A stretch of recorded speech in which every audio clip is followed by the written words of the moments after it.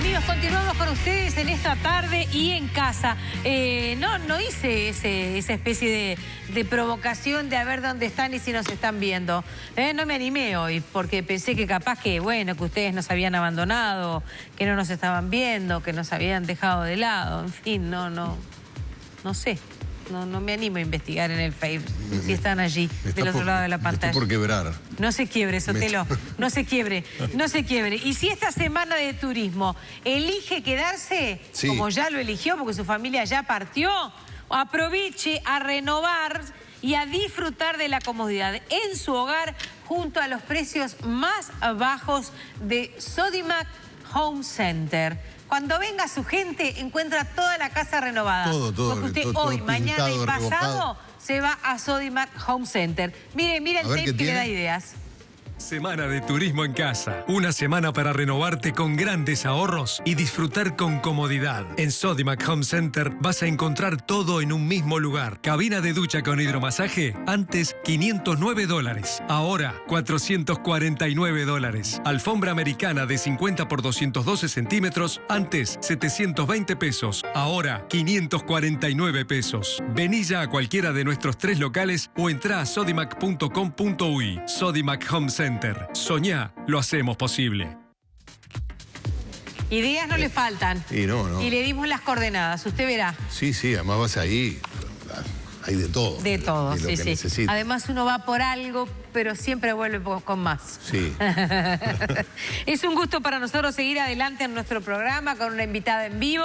Y está con nosotros Wanda Cabella, es demógrafa, docente e investigadora del programa de población de la Facultad de Ciencias de la Universidad de la República. Le damos la bienvenida. Le agradecemos que esté en Montevideo en esta semana. No digo lo mismo, pero que bueno. Es todo un desafío para mucha gente. Y vamos a hablar sobre nosotros, sobre cuántos somos, sobre hacia dónde se inclinan algunos guarismos de lo que tiene que ver con nuestra población, sobre cómo nos hemos ido transformando en nuestra integración familiar. Este estudio que ella viene hoy a compartir con nosotros habla justamente de los cambios en la familia uruguaya. Lo primero sería que el monoparentalismo campea. ¿Qué nos dice usted? Que no. Que no.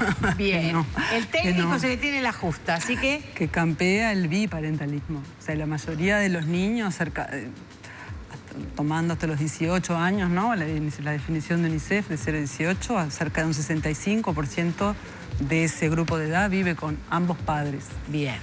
Y otra parte vive con su madre y un compañero de su madre. Es otro tipo de familia conocida como ensamblada, reconstituida. Y una proporción que crece con la edad, pero que es bastante menor, vive solamente con su madre, y esa es la idea de los hogares monoparentales, que como son hogares particularmente vulnerables, tienden a ser mirados casi con una lupa, o sobreestudiados, o cuando crecen también se ve como un síntoma de preocupación, pero no son hogares nuevos. Antes había muchos hogares monoparentales porque las mujeres enviudaban, ahora es porque se divorcian. Claro. Las parejas. Ahora ha cambiado, Wanda, porque en una serie de, creo que son unos 40 años, la población ha tenido una tasa de crecimiento baja o muy baja, pero ha crecido mucho más la cantidad de hogares, es decir, hubo un crack. Sí, la población crece muy poco y eso es parte, digamos, de los rasgos demográficos de Uruguay, pero sí aumenta la cantidad de hogares. ¿Por qué es eso? Bueno, en parte por tendencias demográficas, por ejemplo, porque hay más viejos solos, las mujeres tienden a enviudar y muchas de ellas viven solas y eso genera hogares unipersonales, entonces ahí hay más hogares. Por otro lado, también las personas se separan y eso aumenta, por ejemplo, puede generar 2 hogares, a veces no, entre la población más pobre en general es imposible, digamos, sobrevivir, que un hogar se separe y los dos logren, digamos, con pocos recursos mantener 2 hogares, y se generan también lo que se llaman hogares extendidos. Es decir, hay muchas personas que vuelven al hogar de origen, por lo menos por un tiempo, mientras logran reacomodarse, poder pagar un alquiler, etc. O sea, sobre todo la población con menos recursos es la que más tiende a volver al núcleo familiar de origen una vez que se separa. Y eso genera más hogares también. Claro, y en este caso de las mujeres que tienden a enviudar, lo hacen a una edad en la cual todavía son autónomas, saludables y pueden arreglársela por sí solas. De hecho, la viudez en las edades jóvenes es muy baja en Uruguay. Los hogares monoparentales se generan porque hay divorcios y separaciones. Claro. Separaciones, porque a esta altura nadie se casa, entonces más que divorcios lo que hay son separaciones. ¿Ha disminuido el número de matrimonios? Enormemente. Es de las tendencias más, no sé cómo llamarle, pero drásticas, espectaculares, en sentido de, por lo menos en términos numéricos, estadísticos, es enorme. La caída de la tasa se dividió por 3 en unos 30 años. Y en números absolutos, para tener una idea, más o menos habían en el 85 unos 25.000 matrimonios, ahora hay 12.000, 13.000. O sea, es enorme la cantidad. Pero ha aumentado el número de hogares. Aumentó el número de hogares se cayó la tasa de matrimonios. Claro. Lo que no cayó fue la formación de uniones. Claro, o sea, la gente se sigue uniendo, simplemente no se casa. O sea, el matrimonio como institución perdió esa función reguladora que tenía para cuando las personas decidían vivir juntas, bueno, y tener hijos. Eso se acabó. La gente puede tener hijos, casarse después. O sea, eso es lo que se llama como... Se desestandarizó la transición a la adultez.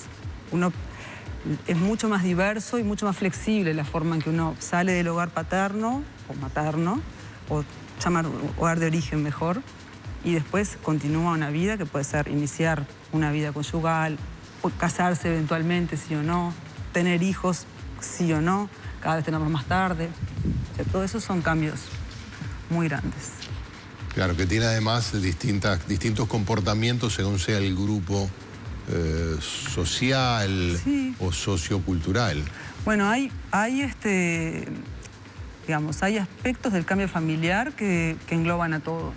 Por ejemplo, el aumento de las uniones consensuales. Sí. Eso es en todos los sectores sociales, casi que empieza a ser a todas las edades. Es un fenómeno más bien juvenil, ¿no? De entrada en la vida conyugal, pero... De entrada en la vida conyugal sin el regularizar. Sin vínculo matrimonial formal. Ahí está, sin vínculo formal. Pero eso ha sido enorme el crecimiento. Por ejemplo, para darte una idea, actualmente entre los 18 y 25 años, el 90% de los jóvenes que están en algún tipo de unión, muchos no están en unión consensual.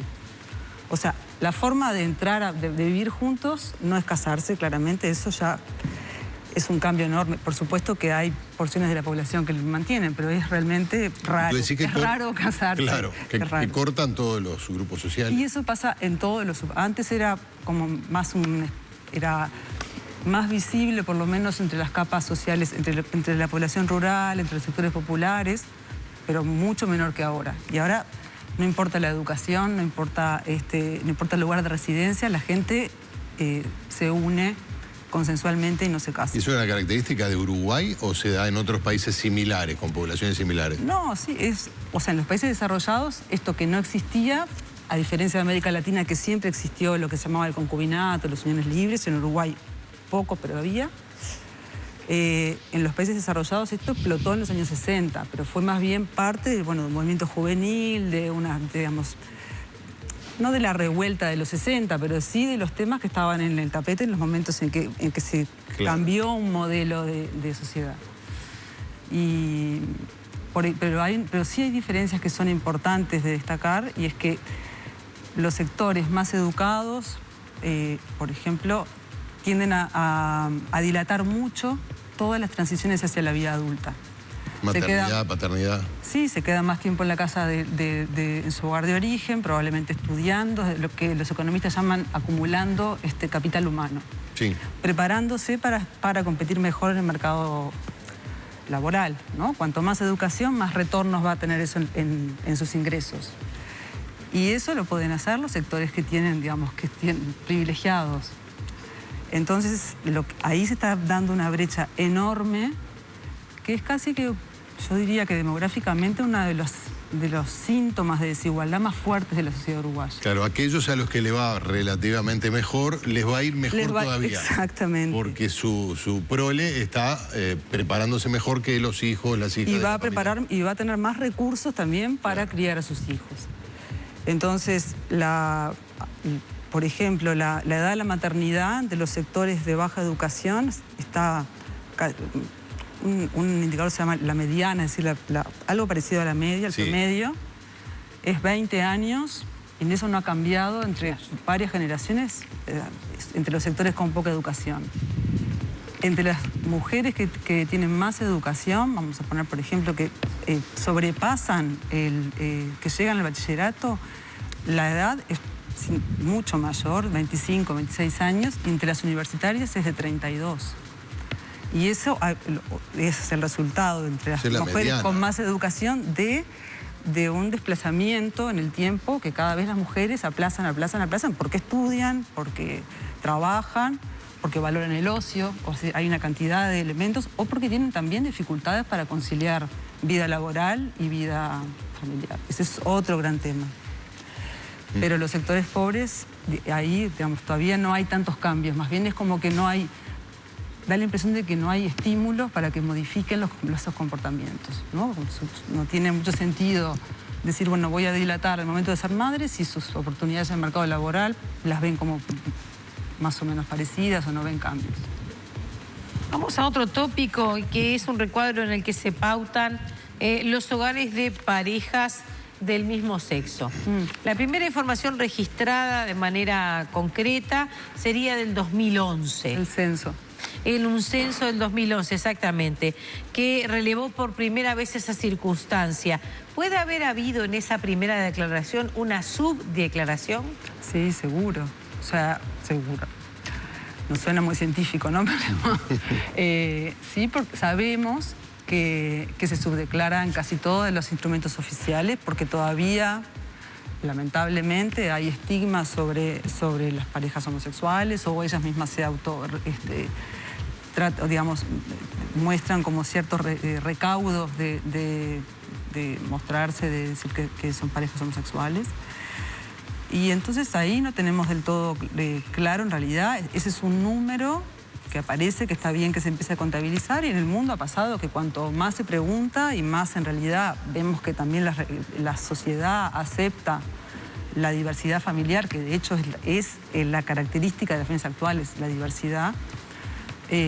Eso genera también que se declare mejor y que, bueno, que haya más y la nueva, que sepamos mejor cuáles son sus perfiles y cuál es la legislación también en la materia debe haber, seguramente el próximo censo probablemente se refleje. Sí, sí, es seguro. Me refiero al matrimonio igualitario. Sí, ¿no? sí, sí. Eso es uno de los temas que Uruguay, digamos, casi que se adelantó en realidad, bueno, se adelantó a la mayoría de los países de América Latina, creo que hay dos, y la Ciudad de México que tienen esas leyes, y eso sí probablemente genere también como más comodidad social con esa circunstancia. Bien, y aún así hay que estudiar, porque la subdeclaración forma parte de los fenómenos que ustedes también valoran. Sí, sí, se subdeclara, o sea, en demografía, digamos, el primer elemento que uno mira siempre es la subdeclaración, se subdeclaran los niños. Si ustedes, no sé, miran una boleta censal, de repente al empadronador le dicen ¿cuántas personas viven en este hogar? No sé, la primera pregunta. Sí. No olvide contar a los niños y a los viejos. Sí, o sea, se especifica para la persona que hace el censo. Para la persona que hace el censo. En el instructivo que ustedes le dan. Sí, sobre todo a los niños. Los bebitos no se cuentan porque la gente asume que en el censo van a preguntar por personas activas y que están colaborando con la sociedad, no por ciudadanos. Claro. Eso pasa en el mundo, no es de Uruguay, o sea, es casi un estándar. ¿Con las personas mayores también, entonces? También, si son muy mayores, también. O sea, Uruguay cuenta bien, o sea, tiene buenas estadísticas porque también tiene una población relativamente educada, entonces, pero también ocurre, o sea, nosotros estudiamos la omisión censal siempre. Siempre falta alguien por contar, ya sea porque estaba trabajando en campo o lo que sea, pero es poco, pero siempre ocurre. Sí, lo interesante es que Uruguay tiene todo porque tiene un tamaño ideal, una población relativamente escasa que permite también un mapeo lo más profundo, tiene una situación geográfica que no impide llegar a ningún lado, ¿verdad? A la hora de golpear y preguntar, pero en todo eso está la cadena humana, que es la que falla. Sí, pero igual Uruguay tiene muy buenas, o sea, destaca en el contexto de América Latina respecto a los datos, a los datos tanto de estadísticas vitales, nacimientos, defunciones, como censos. O sea, no hay lugar en el mundo donde no haya misión censal. Uruguay tiene facilidades, es verdad. México hay lugares que tiene que llegar con un helicóptero para la gente. En Uruguay no hace falta más que pasar, no sé, 500 metros. A menos que llueva en algunos lugares. A menos que llueva, sí. Eso es verdad. Y aún así eso también es algo que nos sirve para las elecciones, por ejemplo, ¿no? Claro. Nosotros que hemos participado en trabajos periodísticos en ocasiones electorales, justamente también.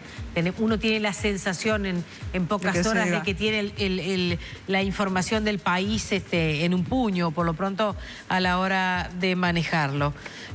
Bueno, se precisan niños para amanecer. Eso decía Biglietti. Pero los demógrafos decimos que no, digamos que no es lo ideal preocuparse por si uno precisa niños o no precisa niños. Digamos, lo ideal es en realidad ofrecerles a esos niños condiciones de vida lo mejor posible. O sea, eso se discute en demografía, si hay un óptimo de población, si no. Es cierto que el hecho de que somos pocos genera problemas de escala algunas veces, pero también tienen problemas los que son muchos. O sea que ahí discutir qué es mejor, si muchos o pocos, claro, es un poco bizantino, no se llega como a nada. Cuando uno ve los números y dice, pero no alcanzamos a la tasa de reposición, vamos a desaparecer los uruguayos del mundo. Eso es un fetiche. Los demógrafos tienen una vida diferente. Claro, pero la tasa de reposición o sea, suena así, decir no nos reponemos, pero en realidad es un valor que te dice, bueno, las sociedades para reponerse precisan que las mujeres tengan en promedio 2.1 hijos por mujer. Porque en realidad son 2, ¿no? Pero se precisa que nazca una mujer para reponer un vientre. Claro. Suena horrible, pero se dice así. Y la mayoría de las sociedades, actualmente hay muchas europeas que están en un valor de más o menos 1.3, 1.2, Japón es 1.1, España 1.2, Italia 1.3. Eso se llaman sociedades de ultra low fertility, o sea, es muy bajo. Claro. Eso es problemático. ¿Por qué? Porque efectivamente no se van a reponer, capaz que son muchos, y eso genera, digamos, toda otra discusión sobre las cargas, sobre la seguridad social, etc. En el caso de Uruguay, yo creo que en realidad la tasa ahora sí bajó, justo aparte bajó mucho este último año. Todavía está en 1.7, eso nos pone en las sociedades de baja fecundidad, no de muy baja fecundidad.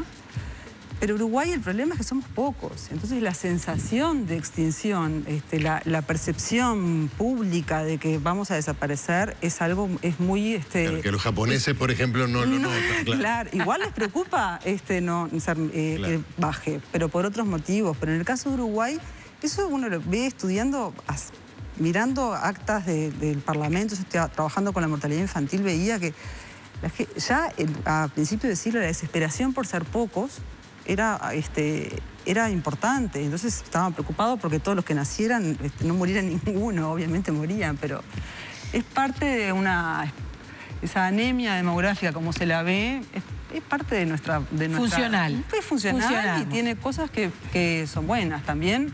Claro. Estamos, digamos, somos los más igualitarios de América Latina, tenemos una cantidad de indicadores que son positivos y auspiciosos, ¿no? Vamos a hacer una breve pausa, no de irnos muy lejos, de irnos a Rocha. Les habíamos adelantado que queríamos tener para ustedes también información que nos enviaba nuestro colega William Dialuto. Desde Rocha ya está pronto, así que le pedimos a nuestra invitada hacer un paréntesis, viajar a ese divino departamento, además saber cómo está, porque capaz que, bueno... Vamos a ver cómo los acompañó esta semana. William, bienvenido. Estás con el Centro Comercial de Rocha. Vamos a conocer un poquitito la información de esta temporada dada por ellos. En La Pedrera. Bueno, estas imágenes también pueden herir nuestra sensibilidad, Sotelo. Aún así, profesionalismo. Bienvenido, Dialuto. Muy buenas tardes, y así es, nos encontramos aquí en la playa El Barco de La Pedrera, donde estamos disfrutando un día casi veraniego. Ahora vamos a pedir más adelante a nuestro camarógrafo Diego que nos muestre un poco las imágenes que tenemos sobre nuestra izquierda, donde ustedes van a poder apreciar la gente disfrutando de la playa. Pero ahora, antes que nada, comentarles que aquí en el departamento de Rocha, por lo que pudimos hablar con quienes están a cargo allí, las autoridades del centro de hoteles, nos hacían referencia de que a lo largo de esta semana se ha logrado un 50% de ocupación y en aumento. Los argentinos tímidamente han comenzado a llegar a partir de hoy. Este es un poco el panorama de la ocupación que hay en esta semana de turismo aquí, más que nada en La Paloma, que es donde tenemos mayor referencia. Pero bien, como lo indicabas, tenemos junto a nosotros a quien es el presidente del Centro Comercial e Industrial de Rocha, Martín Rodríguez. Martín Rodríguez y el Centro Comercial ha sido algo polémico a veces en las diferencias que se marcan con los números oficiales que ha dado esta temporada. Primero que nada, muy buenas tardes, Martín, y un gusto tenerte aquí en el balneario de La Pedrera para estar compartiendo con nosotros lo que es esa información que ustedes manejan desde el Centro Comercial. Bueno, muy buenas tardes, para nosotros es un gusto estar con ustedes. Bueno, básicamente nosotros hemos relevado con diferentes rubros, llámese cámara inmobiliaria, centro de hoteles, restaurantes, distribuidores exclusivos, y todas las referencias que tenemos de esta temporada hacen o encajan en una temporada mediocre. Básicamente una temporada mediocre porque lo recaudado fue mucho menor a lo del año anterior. Esto se contrapone con lo que dicen el Ministerio de Turismo y que dice la Intendencia Municipal de Rocha, cuando nos dicen que es una temporada excelente, que desborda de público, etcétera, etcétera. Tú acabas de hablar de un 50% de ocupación. Esto no es un dato importante para una semana de turismo, esto no es un dato importante para un departamento que quiere hacer del turismo su principal fuente de ingreso. Por lo tanto, tenemos que ser realistas y que tenemos que decir que hasta Agadu ha encontrado en el departamento de Rocha menos presencia de gente en los espectáculos públicos. ¿Cómo miden esa cantidad, que haya menos jóvenes, en este caso en los boliches, por ejemplo? Bueno, primero que nada, los boliches cerraron el 7 y el 14 de enero.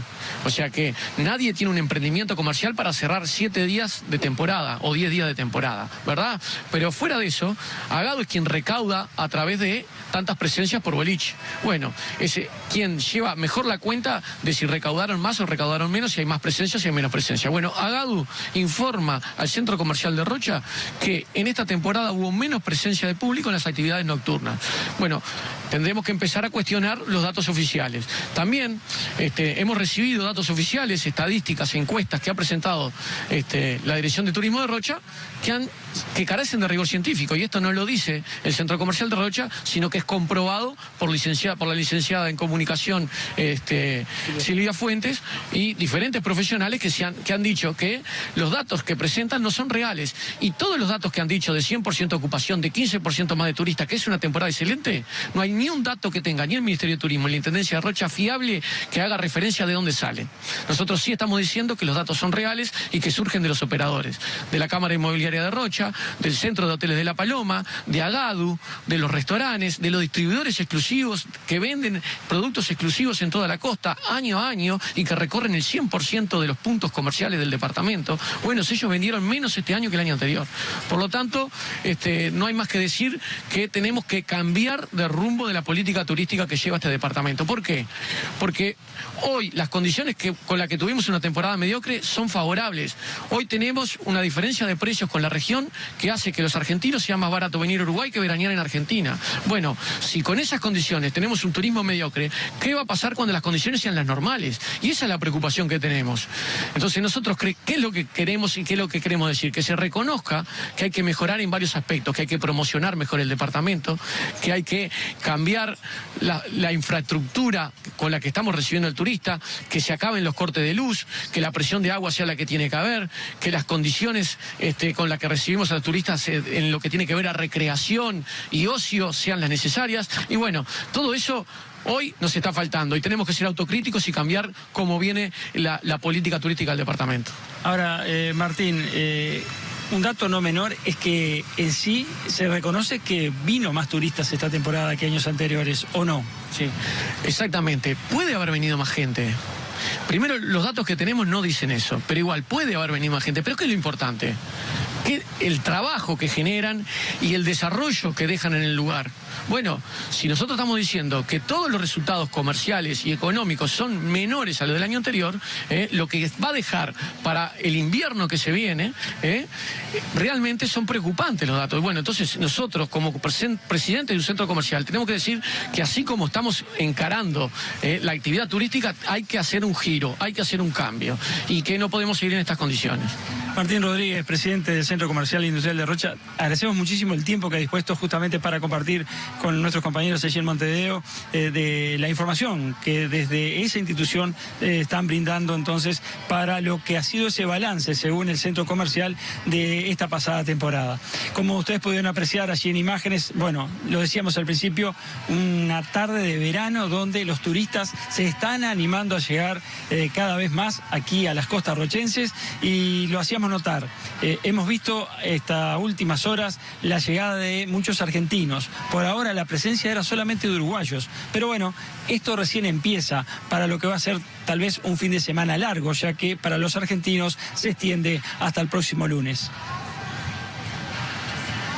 Gracias a Fabiola Gagliotti, que está llegando al estudio, completando toda esta información. En instantes volvemos, seguimos en vivo. Ayer veíamos un informe similar que venía desde Piriápolis, donde nos decían que el próximo lunes es feriado en Argentina. Así que quizás esos turistas, largo, claro, exactamente, todavía estén para quedarse un día más. Volvemos en instantes, estamos en vivo. Esto es La Tarde y la compartimos en casa.